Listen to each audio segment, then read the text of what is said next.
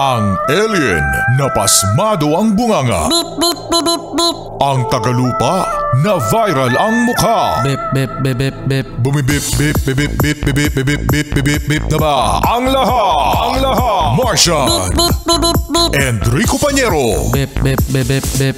Beep, beep, beep, Bip, beep, bip, bip, bip, bip. Bip, bip, bip, bip, bip. Titilaok! Titilaok! Beep, beep, beep, beep, beep. Ito na ang 101.1 Yes FM Balitang O yan, viral ngayon mga Yes Friend sa internet ang pagrereklamo ng isang estudyante na sumakay sa isang taxi at yung driver daw mga Yes Friend, sabi ng estudyante na nagrereklamo, Martian, ay nakahawak sa kanyang Junjun. Sa Junjun nga, hindi din nakahawak sa may manibela kaya sa cambio. Oo, no? Sa Junjun daw nakahawak. At mga Yes Friend, eto na nga, no? Mixed reaction ang nagaganap ngayon sa internet, yung mga netizen, na merong mga pumapabor sa estudyante. Meron din naman mga pumapabor sa explanation o sa statement ng driver. Kasi mga Yes Friend, yung estudyante ay sumakay kasama ng kapatid.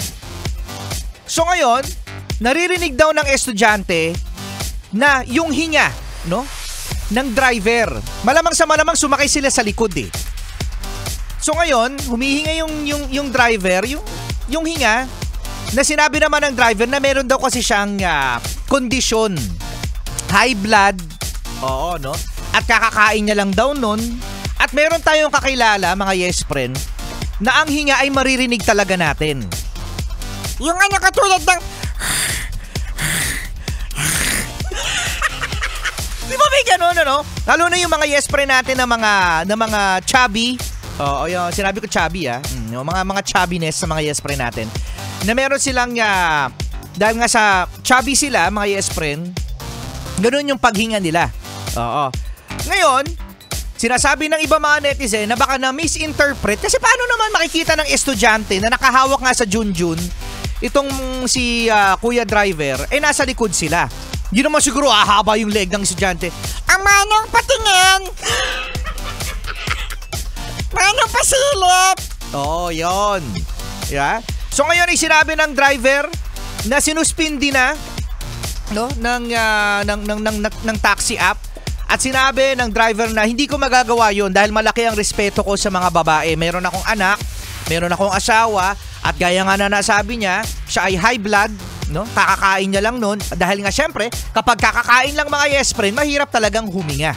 That's why, yung hinga niya, something, siguro akala ng estudyante, sensual, no? Yung kanyang paghinga. Pero again mga Yes Friend, meron talagang mga tao na maririnig mo yung ganoon. Galing mo Martian doon, ha? Siyempre. So abangan natin mga Yes Friend kung ano ang kahihinat na ng kaso ni Kuya kasi nasuspend na siya eh. Oo, at makikita daw sa pagre-record sa kanyang taxi, merong mga ginagamit yata na pang-record. Tama ba yung mga taxi driver sa Grab na meron kayong parang isang device dyan na nare-record ng inyong pasahero kung anong conversation nyo? Hala, mahirap din pala. Nare-record pala dyan sa loob ng taxi.